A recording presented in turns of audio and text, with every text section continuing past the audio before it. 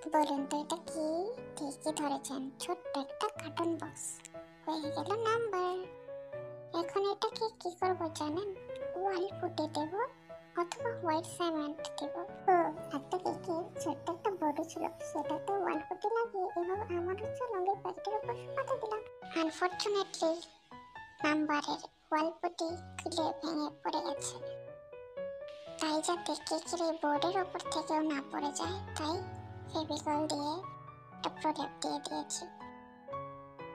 ওই নাম্বারের মতো কেটে রাখা কার্টুনের পার্টটা চিকচিক অংশ খুলে এভাবে কালার করে লাগিয়ে নিয়ে, আর ওই বোর্ডটাতে ব্লু কালার দিয়ে একটা ওশান থিম নিয়ে এসেছি।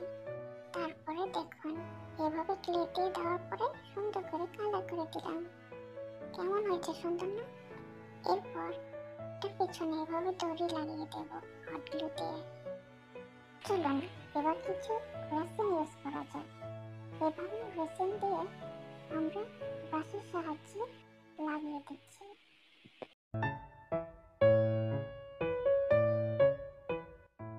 And here is the final look.